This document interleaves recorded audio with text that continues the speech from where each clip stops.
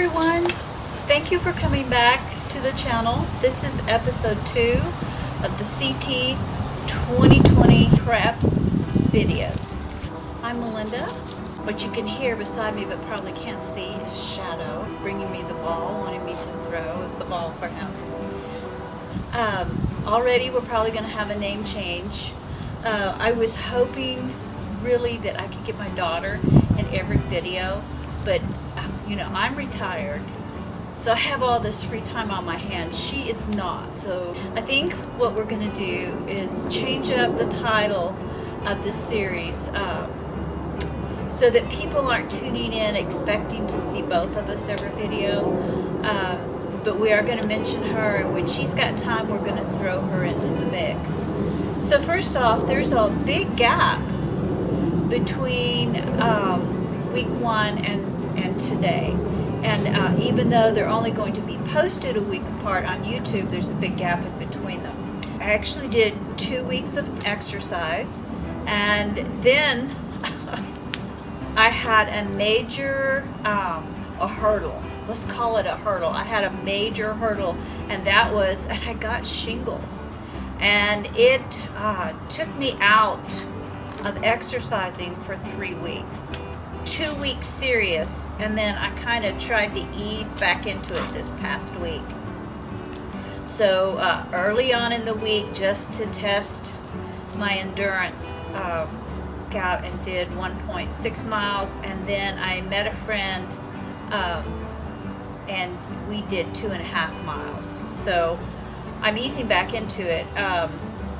But on week 2, which you didn't see because your last episode was week 1, in week 2 I had made it all the way up to 5 miles, and I think I did 2 walks in the neighborhood, 5 miles each, and at the end of week 2, before the shingles, I got this nasty stomach virus that took me out the rest of the week, and that's what Donna had the previous week. So hopefully viruses are over and we're back on track. So I have lost a total of 4 pounds, which is behind what I wanted to, and I did some different exercises for both the arches, and so that to strengthen the arches to reduce the chance of getting plantar fasciitis, and to some exercises to strengthen the muscle that keeps your big toe in alignment. So we'll see. So today we're talking about shoes, and socks. So what I have been working out in, it's been a combination. I had some an old pair of cheap Skechers. I was tennis shoes, and those did not have a good foot box, and so it was aggravating my bunion. And then I was also trying working out in my Keen sandals. I have had these for a little over 2 years. They've got a lot of wear on them, and but they have this beautifully wide foot box that really accommodates your toes, even if you have a bunion. Now, I did notice that I was having some problems. I was having a little bit more hip pain than I thought I should. So I am doing my physical therapy, working on posture, working on arch strength and hip strength. So I'm not doing it religiously, but I am doing it. You can just put these in the washing machine and they come out looking like brand new, but they're not brand new. And there's a little bit of compression in the inner sole, so that they don't have that nice cushion that they used to have. The inner sole is pretty worn out on them. So one day I had such a rough day. Okay, I think I might have it figured out. I don't think it has anything to do with the shoes. Well, kinda. It's the bunion. It's Hit 3 miles. My bunions started acting up, well, especially in these tennis shoes, because they don't have as wide a toe bed as the Keens. And now my gait is off, which is causing lower back pain, hip pain. All right, at least I know what to work on. Hopefully.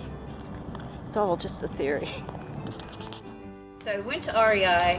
They only had one pair in my size, and they were already on clearance. These are 8s, and they fit me beautifully. They only had one pair. It was 8.5s, and they felt like they were 7.5s. They were so small. I don't know if they've changed that much since these were made about 2 years ago.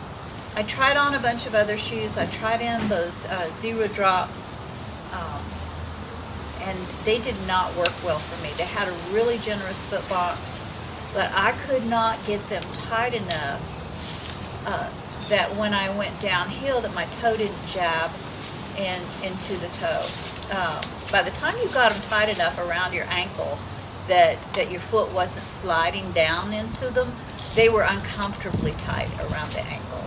So I was just about ready to give up and order a pair of Keens online, not knowing exactly if I should order an 8, an 8.5, or a 9 because of the pair that they had. And then these are Keen Newport H2. So they had this pair of Keens called Venice. And these are 8.5. And I tried them on the store, and they're a little different than the Newports. They don't have as much lacing. So and then I didn't realize, because I was not wearing these when I went to REI. I didn't realize they don't have quite as wide as foot box. This is a half a size larger than these, and their toe box is not quite as wide. Significantly not wide. And what's really weird is that this 8.5 is the same length as this 8. So yeah, they've changed things up. So I went for a walk in them. I walked by 5 miles in them. Did not like them at all. They did not, just weren't the same. They were too narrow. They aggravated my bunion. They do not have as thick of an inner sole. In fact, my worn out Keens had a better inner sole at the ball, the ball of the toes, than these new ones did. So, and there's very, very little arch support in these. So they did not meet my expectations. That's why I still have the box. I'll be taking this back to REI and getting my money back. And that leaves me with, I don't know what I'm going to be working out in. So until I find something else, on warm days I'll be still in these sandals. And on cold days, I usually walk in my hiking boots. So my hiking boots are Keens, and I meant to look these up before I started filming, but I'll put the name down here. These, when I bought these Keen hiking boots, I've had these, I guess I've had them for about a year. I might have got them before that, because I've had them a while. They are waterproof. They're very comfortable. They're supposed to have an identical sole as the Newports. They don't. The sole is slightly narrower than my Newports. So these are 8s. They fit beautifully. These perform beautifully well on our section hike at AT. I did lose the toenail. And it wasn't because the toe was hitting the end. I wasn't hitting my toe at the end of the shoe, but the toe was rubbing on the top. And that's, I think I've had this bunion long enough that now my big toe is kind of pointing up a little bit. So they're not that heavy. They are heavier than sandals, but you know, Keen sandals are not light. This is what I did my 2.5 miles on yesterday, and I did have some bunion pain. So that's it. Let's talk. What will I take on the trail? Well, the trail is still 9 months off, and so I'm still deciding. I will not take these because it will be too cold for sandals. Donna likes to bring these for her camp shoes. So to me, they're great for water crossings because you've got this nice protection across your toe, so you could do some water crossings and not have to worry about stubbing your toe on a rock or getting your foot cut. And then, but I'm definitely not bringing these for water crossings or for camp shoes.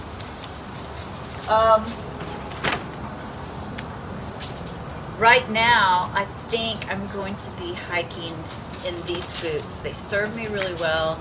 When they get wet, if you're not wearing them, they dry out in just a couple hours, 2 to 4 hours.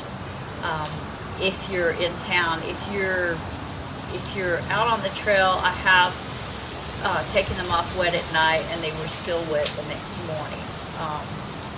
But they did not give me blisters because of that, probably because I wear sock liners. Camp shoes, these, I'm wearing them right now. These have been my camp shoes for as long as I can remember. They have gone down the river with me as river shoes. These are just plain old Croc Mary Janes. You can see that I've had them a long time because they have no treads left on the bottom.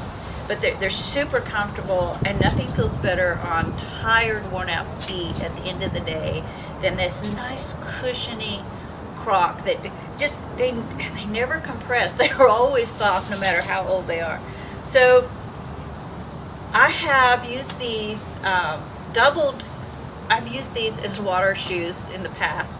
The straps are getting kind of loose for that, but the nice thing is you can take a hairdryer to these straps and they'll shrink them back up. But they have lost their treads. So I may get a new pair of Crocs to take. Plus, they are incredibly light. I don't know how much these weigh, but they don't feel like they weigh anything. You can clip a carabiner back here and stick them on the back of your pack, and then they're ready for you. When you run it, just take your lunch break and put your feet up and slip your Crocs on.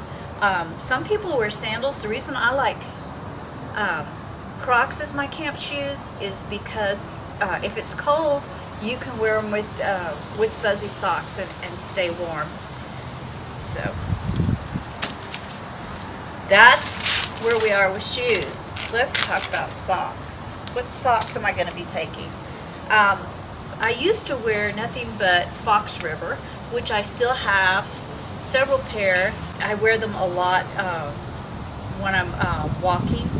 But since I found out about Darn Tough, when it comes to serious miles, I've been using Darn Tough because they have I think they have a lifetime warranty. I have not worn a pair out. They have this real nice cushion. You can get them in different cushions, light, medium, or heavy cushion. So where you would most likely wear out a sock is where they're extra thick. I like my socks to have a good arch support, and that's what this is. It's a little more elastic in there, and it kind of lifts that arch up, and it helps massage your feet while you're walking. So I have a couple of different pair. I have this pair is lighter, and it's for warm weather, and then I have a heavier pair for cool weather. I would usually bring 2 pair of hiking socks with me on the trail. Some people, what they'll do is they'll bring 2 pair and rinse them out and alternate. I found if you're wearing sock liners, you can bring 2 pair of sock liners, rinse them out. They're easier to rinse out because they're lighter weight or they dry really fast. Your feet are always in something clean, the sock liner, and then you can just switch out the sock liners, then you can get 2 or 3 days of use of your socks. The purpose of a sock liner, these are inside out, they're wicking. This is just not a sock. This is specifically, you have to go specifically look for a sock liner. They take the friction that would normally go on your feet. I have never gotten a blister if I was wearing sock liners.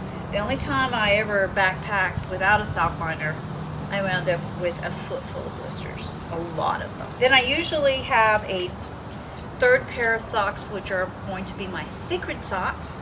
What are secret socks for those of you that are not backpackers? Well, those are the pair of socks that are always clean. Wear them in your sleeping bag. So it's so nice when you've been hiking all day long, you get to camp, you set everything up, and kind of just wash off your feet, and then you put on that nice clean pair of socks. I keep mine tucked into my sleeping bag so that they're always easy to find, and they're usually a big, thick, fuzzy, woolly boot sock that keeps you nice and warm. So that's it for shoes, and socks. Next go around, I think we'll be talking about our favorite gear, the history of that gear, if we took it on the AT, and will we be taking it on the Colorado Trail. Thank you for tuning in. I really appreciate you watching the video. It really helps me out. If you liked it, if you would click that like button. If you want to keep up with our preparation for the CT and for the CT when it gets here next summer, then hit that subscribe button. Be sure and click the little bell icon next to the subscribe button if you want to be notified when we post a new video. Your comments are very appreciated. I will read them all and I will answer all that I can. Right now, we're new in the game, so we're not getting a lot of comments, so I can promise at this point to answer every comment. In the future, if we get an abundance, I probably won't be able to, but I will read them all. Thank you so much. Happy trails.